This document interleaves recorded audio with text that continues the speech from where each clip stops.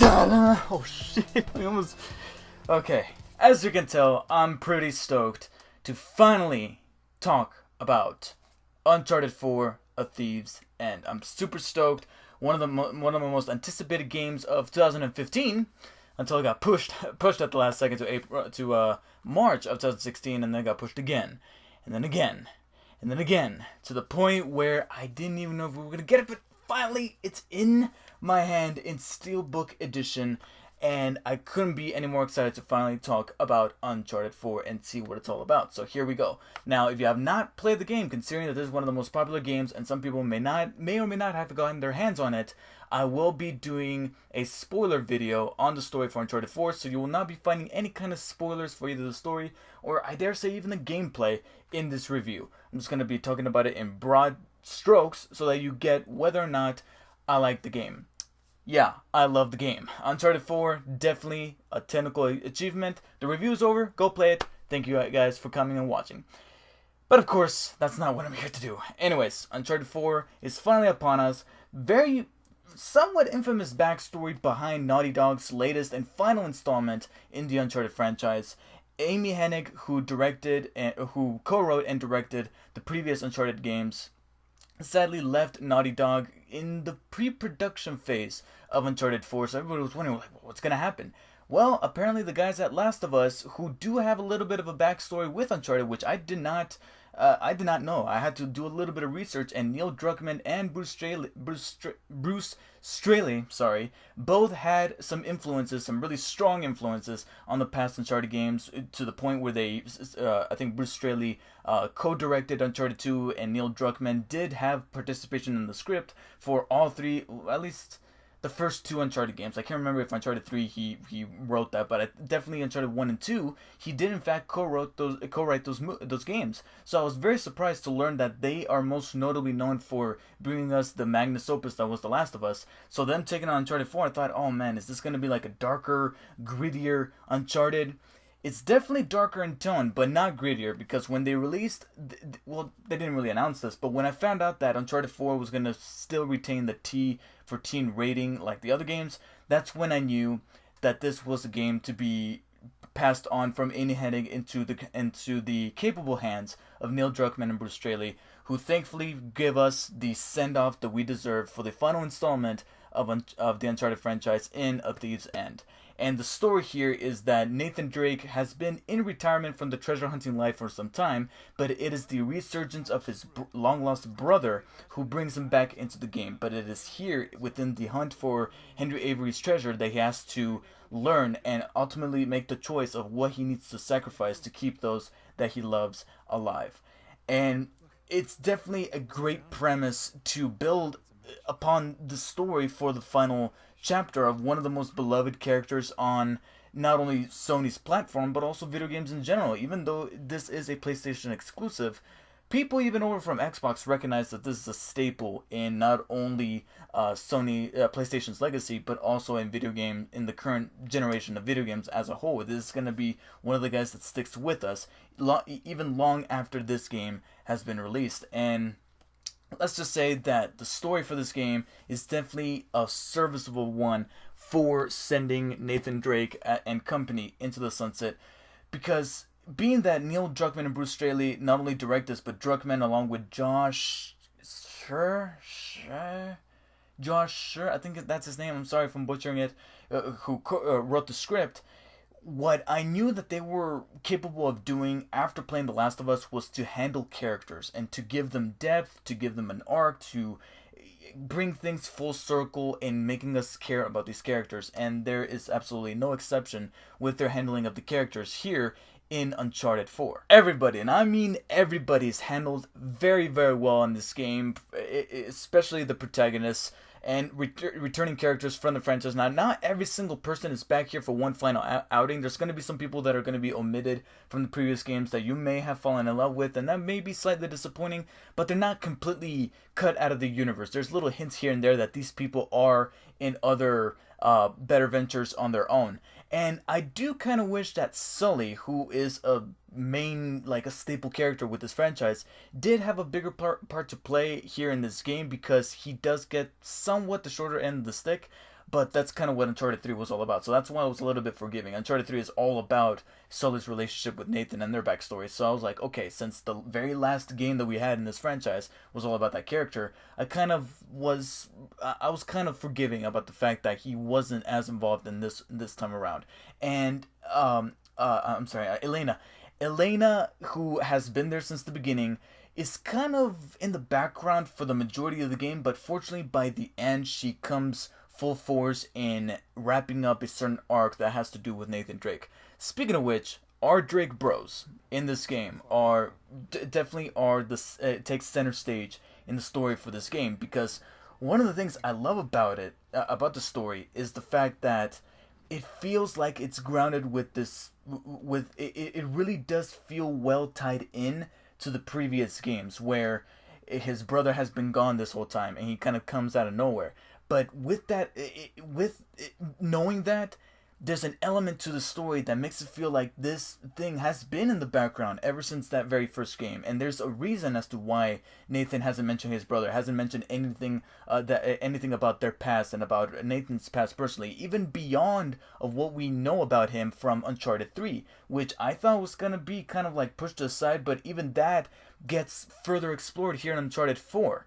I'm not going to say any specifics because I'm saving that for the spoiler bit, but let's just say that something with Nathan that gets kind of mentioned by the villain in Uncharted 3 gets even further explored here in Uncharted 4 that I didn't think that they were going to do. And I love that it really does feel like the story has come full circle. And the exploration of Nathan Drake and why it is that he might be growing somewhat of an addiction to treasure hunting when he tries to give it up, and then he kind of gets pulled back in by his brother, is explored beautifully by how Druckmann writes the character and how he's directed and how he's performed by the actors. And then Samuel Drake, played by Troy Baker, he gets introduced in this game, and this is his very first and of course only time in the franchise, considering that this is the last one. I feel like he's just as main of a character as Sully and Elena. I feel like he's part of this legacy just as much as they are. Some people may or may not be humongous fans of this character. I mean, I saw some postings on social media saying that they're not a humongous fan of Samuel Drake, that they weren't in love with him as they were with other characters when they first got introduced, like in Uncharted 2 or 3. But I personally felt like he was just as important as Elena or Sully when it came to his relationship with Nathan. And because of certain areas in the game that play out quite literally, because it is a video game, Druckmann and Straley were able to make you feel sympathetic towards Sam and make him a very integral part to the story, just as much as anybody else. And the way this game ends, without mentioning anything, is just a perfect way to send this game off into the sunset, like I just said, because they kept saying that the ending is going to be divisive amongst fans. I honestly loved it. I mean, I think there could have been better ways to interpret the ending, but as it was, I loved it, and it definitely was something a little bit unexpected. I'm not going to say what exactly happens, obviously, but let's just say that coming from Druckmann and Straley, I was expecting a certain way the ending to unfold, and instead it turned out something completely different, given their history with the last game, The Last of Us. The story, however, is not exactly 100% perfect. The villains could have been fleshed out a little bit better. They weren't bad. They were very serviceable villains that, performance-wise, were really good, and design was really good, especially Nadine, who, oh my god, those arms. They were sexy, but I think there were plenty of opportunities to flesh these characters out, and even Rafe does have a little bit of a backstory to him mentioned by some lines of dialogue from Drake and Elena, and what exactly makes him tick and why he is racing against Drake for this treasure.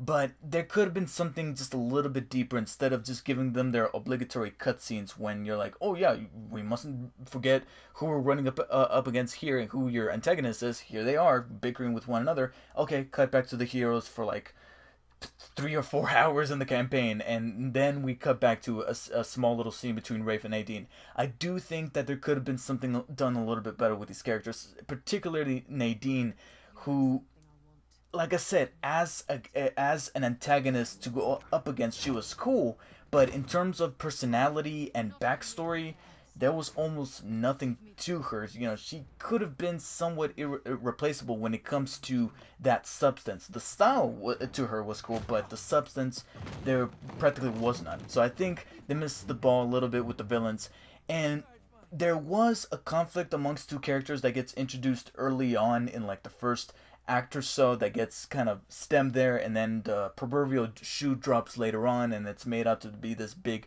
dramatic deal. And I personally did not understand it whatsoever. I tried my best to grab onto it, even later on when it gets explained by one of our main characters that this is why that drama was building. I still don't get it. I'm trying to understand why this conflict was existing in the first place. It's kind of similar to a conflict that we might have had in the previous games, but to me, it just didn't make sense to me. It just really didn't. What does make sense to me, though, is the statement that an awful lot of people are saying about this game. It is possibly. I know I have not played that many PlayStation 4 games on this platform, but I will not be surprised if this is in fact the most beautiful, amazing looking game on the platform to date. And I just don't know how Naughty Dog does it. This is that type of game. I'm warning you right now that this is the type of game that, sure, you might try to speed run through it because you're going to try to complete the story, or you're trying to platinum it or something like that, and or maybe you're trying to steer away from spoilers, so you're trying to devour the single player campaign as fast as possible. But trust me, this game is just so beautiful with the environments, the textures, the particle effects, the weather, the sky, the little ticks on people's faces during the cutscenes, to the point where you don't know what's a cutscene and what's gameplay, and the transition between those two elements are completely seamless, to where I'm like, oh god, it would literally catch me off guard, like, oh my god, we're in a cutscene now. It just zooms in and we're in a cutscene automatically. It's just so mesmerizing and captivating that this is that type of game that you're just gonna stop at one point, something's gonna catch your eye, and you're gonna stop and you're just gonna look around because of how beautiful it is. There's a photo mode in this game. Even if you're not a fan of photo modes in other games that allow you to take pictures so that you can share on Facebook or Instagram or whatever, this game will actually make you use that photo mode. I used it. I hardly used photo modes in games.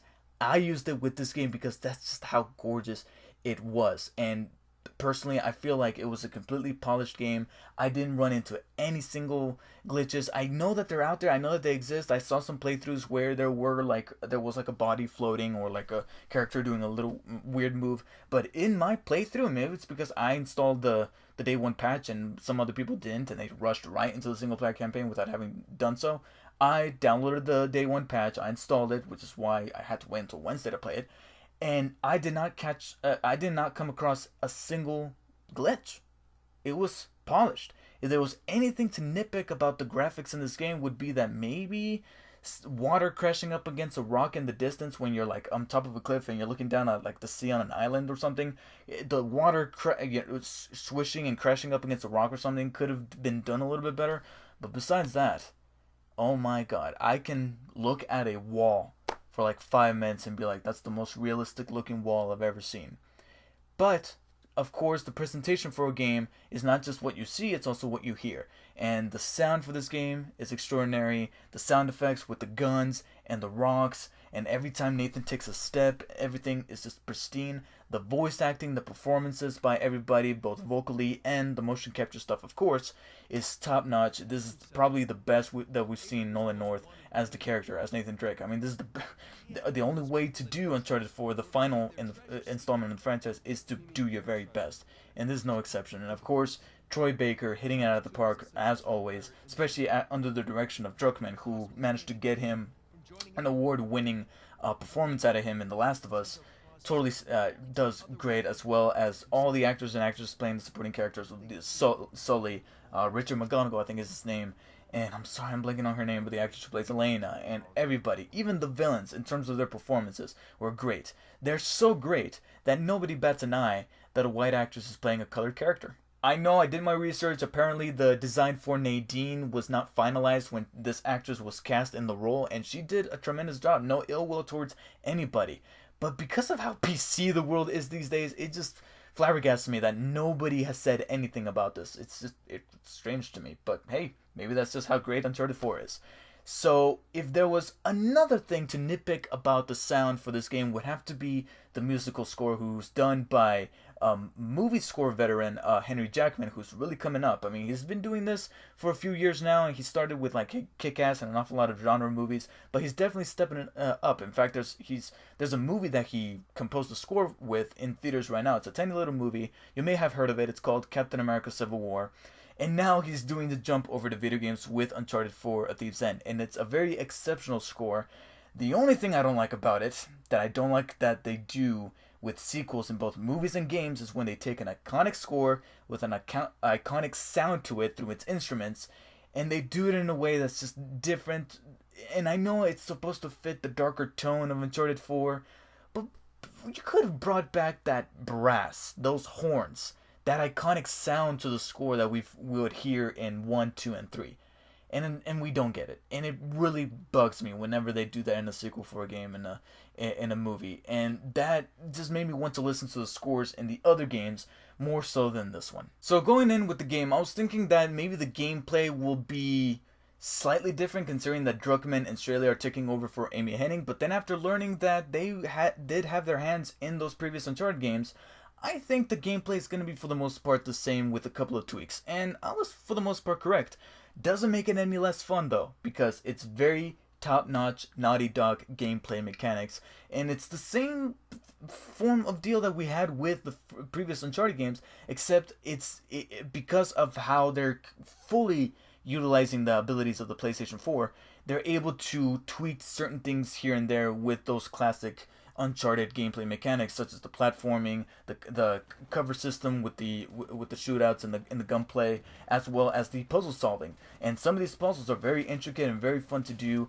The shooting is just as dynamic as ever, and it feels very refined and solid, especially with the cover system, as well as the platforming. It's the same thing that you've had in previous games, only catered to the physics of that they could do in the PlayStation 4. Because if you remember in that first Uncharted game, there would be certain jumps, certain things that looked a little inhuman, so to speak, even though these are supposed to be human characters that we're playing as with Nathan Drake. And it almost seemed like he was a superhero at times, where he would make a jump a little too far, and that does happen ever so often here in Uncharted 4. I mean, it's a video game. What do you expect? But there's certain ways that the character handles when you're playing him, and with the controls of him moving around, that just feels a little bit better, and that comes with the territory of it coming over to a new generation of consoles, of course. Now let's talk about the brand new things that they incorporated within the gameplay. The number one thing that you will notice almost immediately, in fact they play it safe, and they make sure that they introduce this at the beginning to let you know that this is going to be a reoccurring thing throughout the campaign, and that is the introduction of this rope mechanic, this grappling rope mechanic. And what this mechanic is pretty identical to moments in the previous Uncharted games, where you would jump and kind of grab onto like a vine or something like that, and or like a chain, and you would rope your way across certain platforms. Only this time Nathan has that ability with him, carried around all over the place on his hip. And for the most part, it plays similarly to the way it would be integrated into those previous Uncharted games within the background, only this time Nathan's the one carrying it around, except there's a couple of different controls, from the same stick being able to swing you from left to right, and the same button being able to launch the grappling hook onto an area or like a branch or whatever that you're able to grab onto, but also holding down the button allows you to climb up the rope. And the learning curve is not particularly steep, but let's just say you might fall to your doom once or twice early on before you finally get a rhythm of this mechanic, especially when you take this mechanic and apply it to some of the moments where you do need to walk into an environment or walk into an area that you have to kill all these bad guys, and you're thrust upon this environment that you could platform from one area to another, and maybe between these two platforms there's an area where you need to launch this grappling hook. You swing, you land on top of a dude, you take it. You've seen this in some of the gameplay videos. It's pretty much that, and it feels that cinematic and that aggressive that it's awesome to be able to pull off, in a way, combos fighting off these bad guys. Furthermore, I feel like the melee this time around, the melee combat is much more visceral and aggressive and very awesome because you feel every punch, not only because of the sound effects, but also because of the animations that they were able to do with the much more realistic look of Uncharted 4. That every time you punch a guy and every time you counter their moves, it feels and sounds and looks great. And there's certain set pieces where they take advantage of this, but when you take the punching and the kicking and all that combined with the shooting and the platforming and the rope mechanic, you're in for some very Hollywood like moments that, sure, you've seen you played through them in the previous Uncharted games, but here it almost feels lifelike. Sadly, however, there is just one setback within the gameplay that I think for me keeps it from being perfect.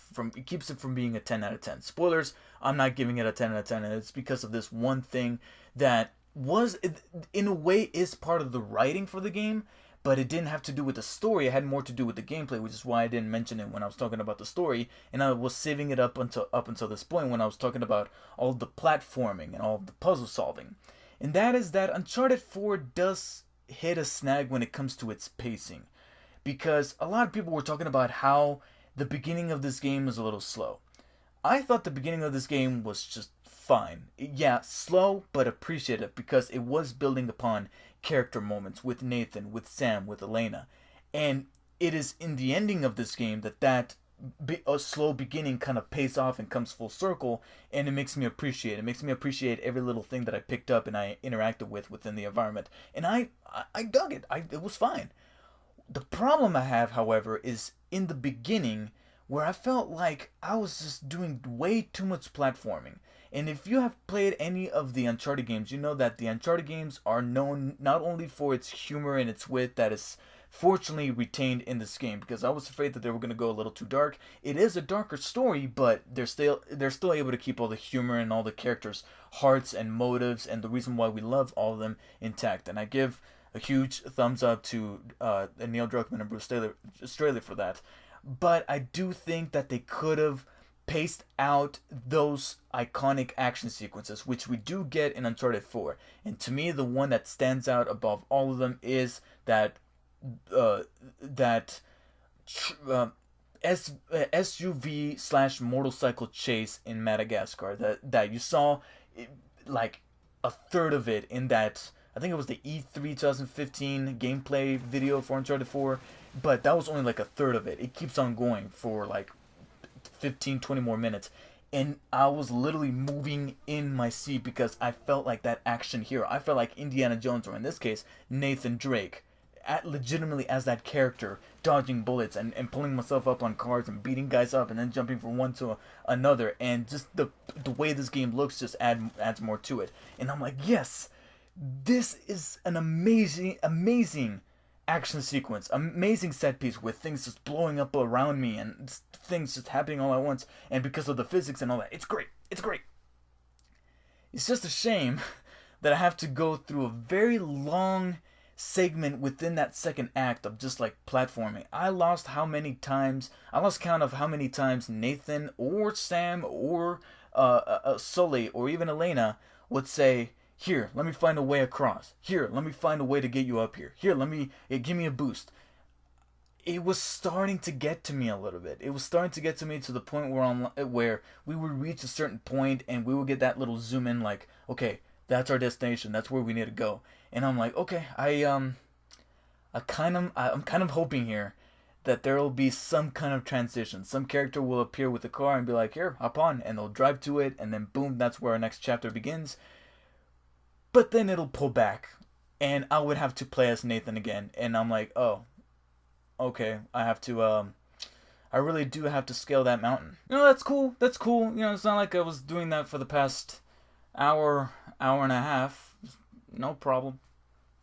No problem at all. So yeah, I do think that they could have paced the game a little bit better, but what we end up with at the end is a very significant payoff to the single-player campaign that makes it all worth it. But of course, it wouldn't be an Uncharted game without multiplayer. And the multiplayer is back. It's better than ever, in my opinion. In fact, this is, I think, the best that their Uncharted multiplayer has been.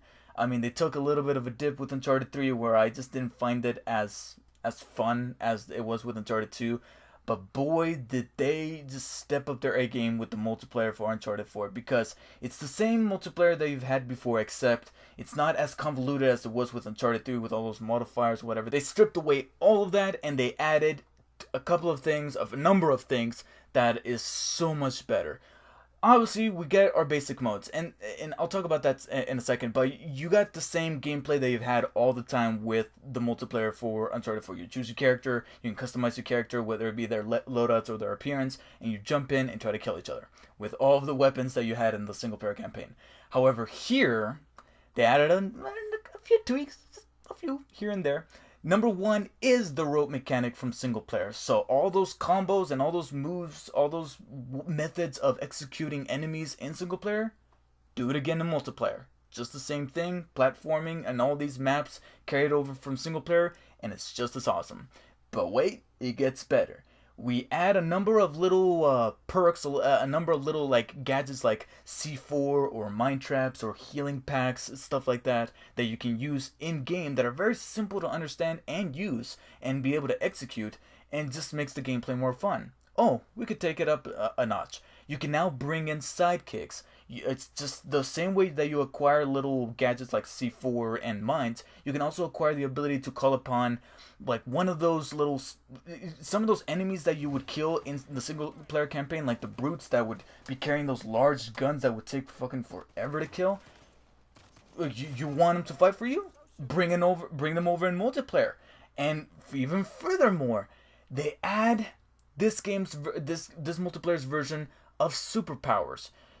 You know, the Uncharted franchise is known for going in delving into the realm of supernatural. So why not use those supernatural abilities in the multiplayer? Boom, you got them. The Kintamana Stone, those abilities that you saw towards the end of Uncharted 3, the El Goddamn Dorado. You can use the El Dorado statue or whatever in the multiplayer for Uncharted, and it is great. And you can acquire all these things by ranking up currency every time you kill somebody, or every time you take down somebody a certain way, or you pick up some treasure that's laid out in the multiplayer maps. You rank up a certain amount of currency, and you could spend that currency during matches on these different things. Of course, they cost differently. Some are more expensive than others, but you can use some on the special powers, on the mystical powers or mystics or whatever they're called, or the ability to call in a healer and help you out during battle, during all these dogfights, and it's great. My only slight problem with the multiplayer would have to be that the modes are very limited. You literally have like 3 modes: Team Deathmatch, Conquest, where you have to capture where you have to take over those certain spots within the map, and of course Plunder, which is this game's version of Capture the Flag. You take the idol, bring it back to your side, put it in the chest, you score, whoever scores most wins. And then you got the ranked version of Team Deathmatch, which is essentially the same thing, only a ranked version where you go up against the best people. And I do wish that we had some more modes, and this kind of also expands to the single player, where I do wish that there were some more goodies. I mean, what we get in this game is plenty enough, like the render modes where everything looks like a rainbow land, or everything looks cel shaded or black and white, as well as little modifiers to make the single player campaign zero gravity, like things are just floating up in space, or the ability to flip the world in mirror style, or being able to slow things down to bullet time so you could take guys down easier. This is all cool. Of course, your obligatory skins and appearance changes, like little items that you could add onto it. But besides that, I mean, who doesn't miss Donut Drake? Bring at least give us some Donut Drake DLC. And this leads me to my other little point about the multiplayer here, is that there are microtransactions in this game, and at first I was about to lose my goddamn mind, because you get 2 forms of currency in this game when it comes to spending them in the store, so you can get brand new characters to unlock, new customizable items such as like a bandana, but furthermore you could get more weapons to use in your loadouts, more skins for those weapons, plenty of things like that for the multiplayer. There's 2 forms of currency: Uncharted points and relics. The only way to get more Uncharted points is to buy them with actual money. And I know that sounds quite unappealing, but that's when the relics come in. And these relics are a level of currency that you earn after playing a certain amount of matches, as well as accomplishing certain tasks within those matches. And when you earn enough relics, you can spend those relics on like little treasure chests or little bundles that pretty much give you things at random. And some of those things at random are things to customize your characters with, brand new characters that you can unlock, as well as new weapons and new weapon skins. But it comes in at random, so you're pretty much gambling these relics away. So on paper, you could unlock everything without spending any real money, but you're gonna have to if you want that specific thing right here, right now. If you don't mind that, however, just get as many relics as possible and just gamble them away until you eventually hit that one thing that you want to unlock. So it is a little bit of a trade-off. They found a loophole to make things possible without them being at your convenience. Otherwise, you're gonna have to spend that money. But that's only if you're dedicated enough to this multiplayer, which I will say I am, but not to the extent of spending real money. Nevertheless, this is the best that Uncharted's multiplayer has ever been. And quite frankly, this is definitely one of the best Uncharted games. I definitely think it's better than 1. I think it is better than 3 in certain respects, but I will put it on par with Uncharted 2. However, that does not take all the little qualms I have with the gameplay or the presentation or the story or whatever. Nevertheless, Uncharted 4 is definitely the send-off that we need for Nathan Drake. And I was having some Stockholm Syndrome with this game where I'm like, I want to play it, but I don't want to play it because I don't want it to end because I know it's the last one, but I do want to play it because of how great it is. And I was happy with what we got by the time that the end credits rolled. And I dare say I would even play it again at some point. Kind of bummed that there is no New Game Plus, but I take with what we can get. And this is definitely not only a very strong entry into the Uncharted franchise, but simultaneously it's a love letter to the franchise itself, as well as all of us who have been playing it since day one. I'm getting teary-eyed. Oh my god. So, as much as I want to give it a 10 out of 10, it's not because I do think that the pacing could have been better, and if they had just fixed that, it definitely would have been a masterful piece of art. But with that standing as it is, I will be giving Uncharted 4: A Thief's End a strong and firm and legendary 9 out of 10.